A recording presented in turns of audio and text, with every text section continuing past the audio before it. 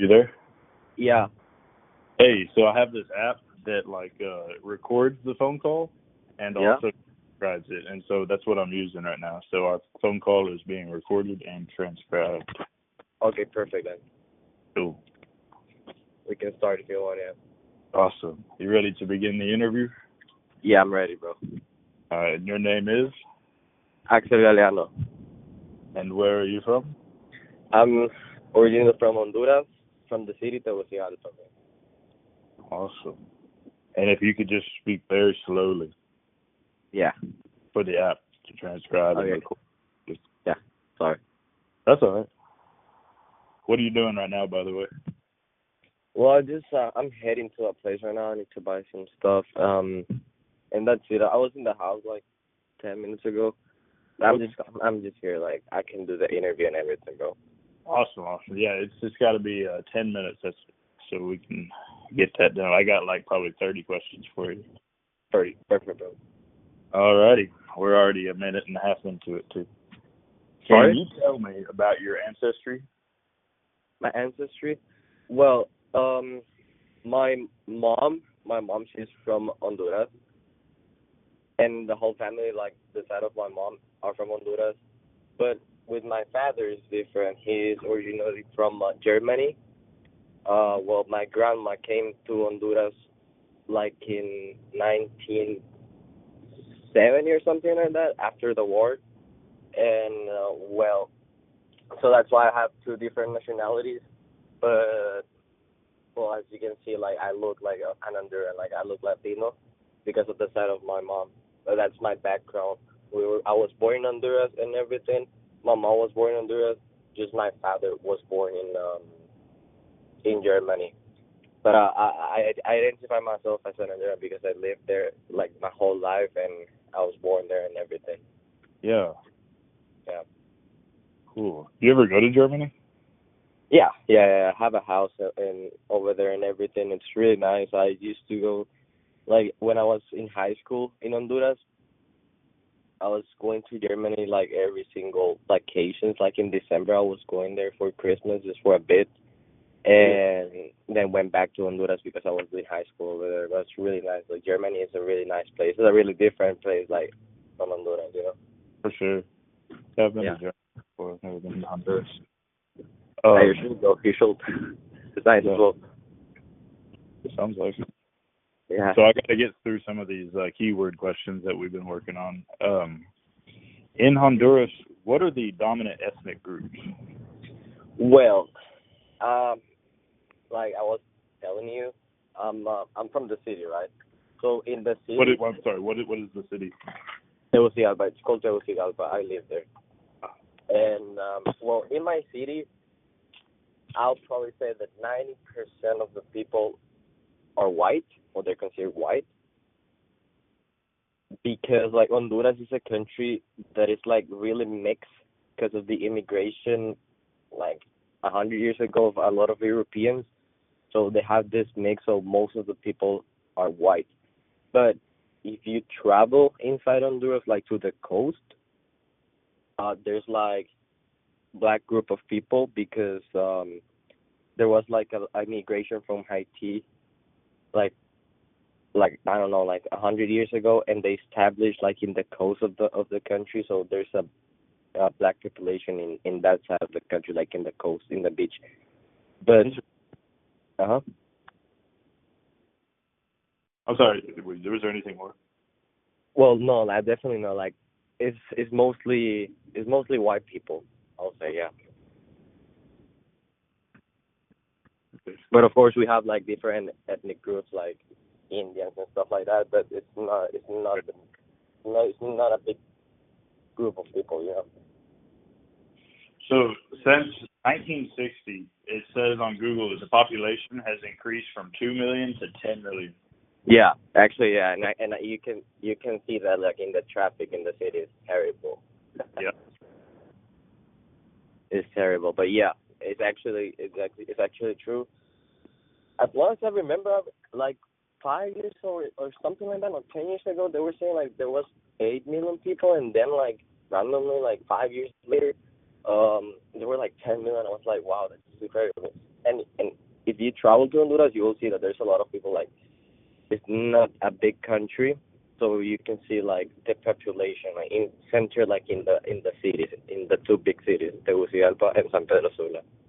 What do you think is causing like all those people? Are they immigrating there, or like, or do they are being born, or what's happening?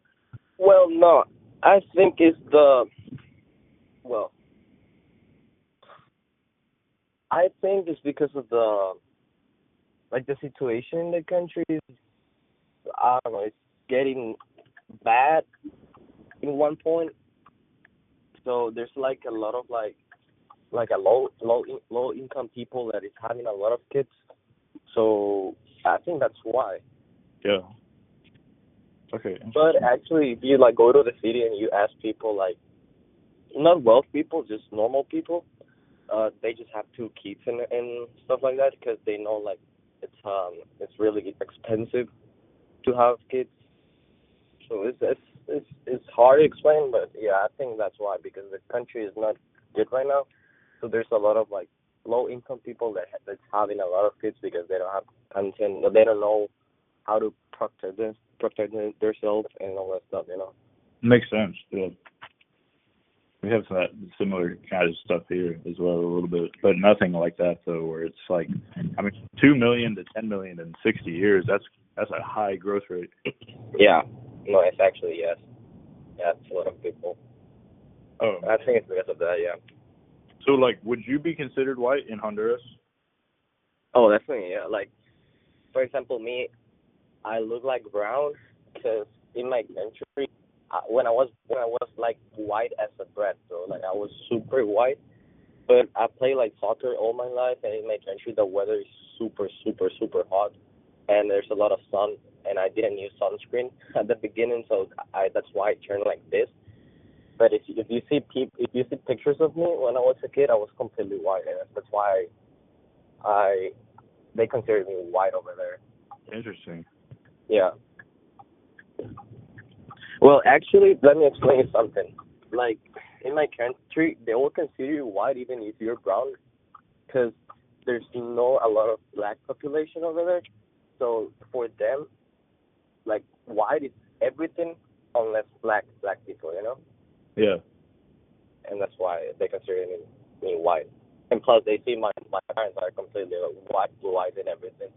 So I don't know why I'm like this. I have brown eyes and brown hair, and I don't know why. No, I mean you look white. I wasn't saying that you weren't. I was just asking you to do it. Yeah. Oh, let's see. Yeah, so she talked about in class this phrase. I forgot what it was in Spanish, but it translates to money whitens, and then it's like the concept of social race. So like Oh money. yeah, exactly. Yeah, like yeah, that's a perfect like comparison in my country. Like in my country, the more money you have, the more what you are. Literally, that's how they consider that. Like in my country is really messed up, bro. Like actually, it's really messed up. Like they consider white people like the best thing ever. Like there's a lot of like racism and stuff like that. I don't know why, but it's like that. He was correct. Yeah, that's interesting. Yeah. It's there's I know this guy that lives in San Marcos, and he used to live in Honduras like in the 1960s. Wow. And it'll be really cool. Like I have to actually do an interview for him in another class, so like I'm gonna compare you guys' interviews. It'll be cool. Yeah, You'll- no, it's actually in the 1960s. That's a really long time ago. Yeah. So it would have been when there was only 2 million people there. Oh yeah, yeah. And bro, trust me that those numbers in my country are not true because like the government is not like gonna count. Like there's a lot of people that doesn't go to they don't exist like in the records of the government. So it's not Whoa. very well. Yeah. So trust me, that's not the real number. It's like approximation. Whoa. Yeah. Yeah, Yeah. yeah. My Because there's dad a used lot of to like tell me that when I was a kid that like we should never believe the numbers. no, exactly. It is like that because well, my family works in the government, like they're politicians and stuff, and they like explain me all this stuff. And I was like, wow, it's really interesting, and at the same time makes sense because there's a lot of like small towns in my country that they're really conservative, so they just have kids and they never go to like the city to I don't know to go and put their names in the records of the government, you know. Yeah. So it's like that. It's actually like that. Wow. Hmm. Hmm. Can you explain to the best of your ability the influence of like the U.S., their foreign policy, like whether it's the companies or the military, et cetera, has So affected Honduras? yeah, well, in my country, it's a really hard topic over there because like every single rule, well, the U.S. government have a lot of power in Honduras because it's a third world country. So basically, basically the U.S. like controls many things in my country, and that's why people in Honduras they don't like the U.S. a lot. Like they do because there's you can make money and stuff like that, but at the same time they don't because the United States governments have like a lot of power in decision like in politic decisions over there because of the money because they have trades and for example in Honduras uh there is located like the most big military station. That's how you call it.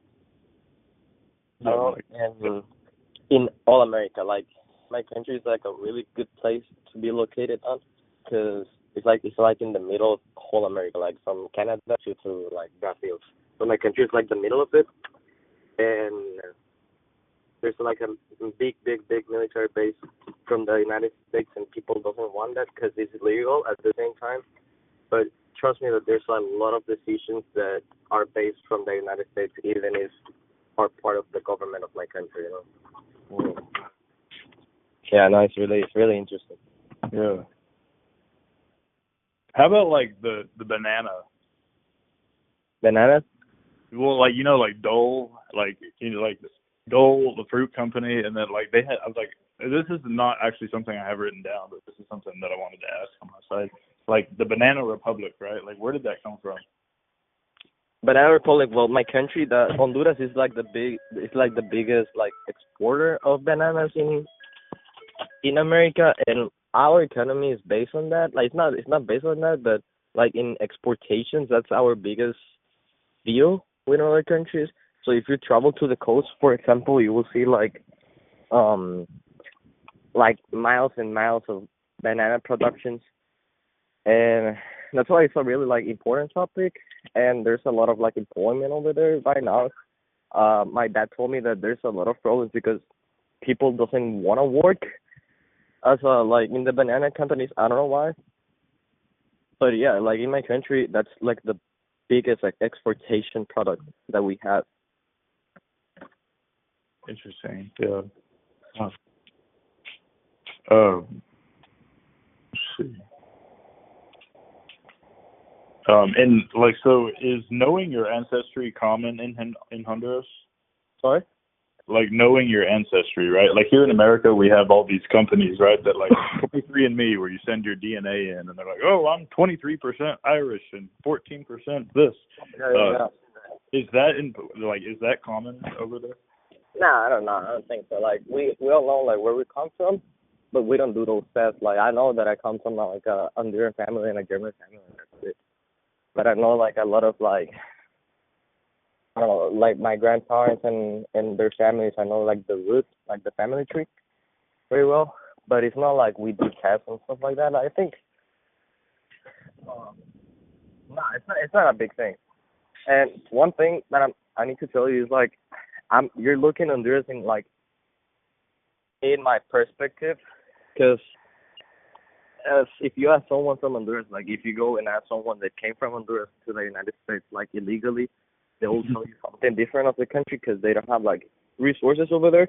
Yeah. And for me or my friends from high school in Honduras, it's totally different. I'm telling you like the real stuff that it is, but probably I'm like avoiding like it's not I'm avoiding it. It is like I don't know like many things that are like real of the economy. So It like depends on the social status.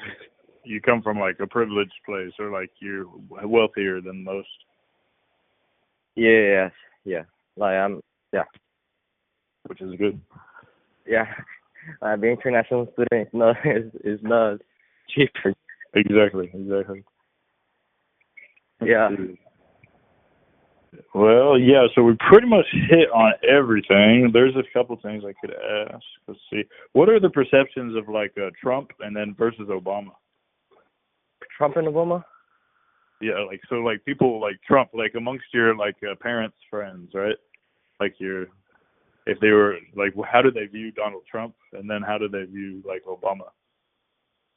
Well, like in my family, I think they prefer Trump sometimes in some things, of course, and Obama in other things like immigration and stuff like that. Obama was way better with like Latin people, but in terms of money, they will prefer Trump, I think. Okay, so like money, Trump, Obama, immigration. Yeah, like yeah, exactly. Good. Let's see. Is there anything that you would like to add? Well, like you're welcome to Honduras. Honduras is a really good place, and a lot of people said that it's really dangerous and stuff like that. It's really dangerous, but if you go with me, it's not gonna be like that. Trust Okay. me. Yeah. Yeah, it's a really good, nice place to like vacations and stuff because of I'll the have to beach get to and know you better everything. in the semester. Yeah, yeah.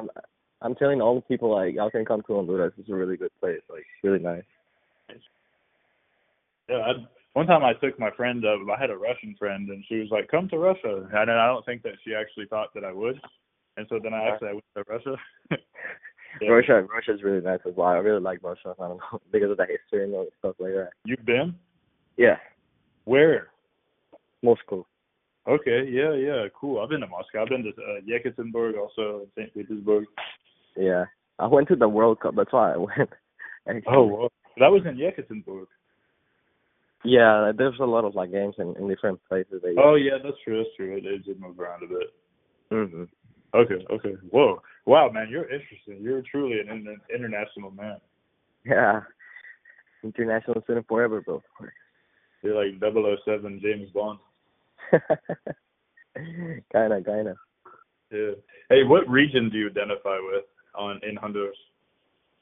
Like, what do you mean region? Like, hmm, like, are you north or south, or for example, like, are you Okay, I'm in the south. the south? But like, is there a culture specifically of that? Like, where you like, where No, like, because I south? live in the city, so it's like it's not there's no culture so all. It's just in the north. Okay. Yeah, like in the city there's no culture, but it's like a big city in the U.S. So there's a lot of people in that city. Okay.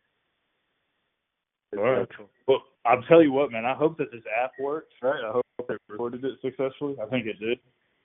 Okay. Probably wrap up our interview for now. Okay, perfect. Yeah, yeah. It sounds like we got about 16 minutes. So that's good. I don't want to hold it for too long. Yeah, perfect, bro. All right, man. Well, I may be reaching out to you again this weekend about it. I may not. We'll see if it records well. Perfect, bro. Let me know. Okay. All right, man. Hey, you coming back from Houston this weekend? Yeah, I came because of my family. Like they came here and they were like, you should come because I got tested for COVID and all that stuff. But actually, I was feeling sick, but now I'm good and I was negative, so I'm good. Okay, good. Are you gonna be back in San Marcos this weekend? Yeah, on Sunday. All right, cool. All right, well, yeah, I'll let you know. And sounds good. Thank you for the interview. See you, bro. Cheers.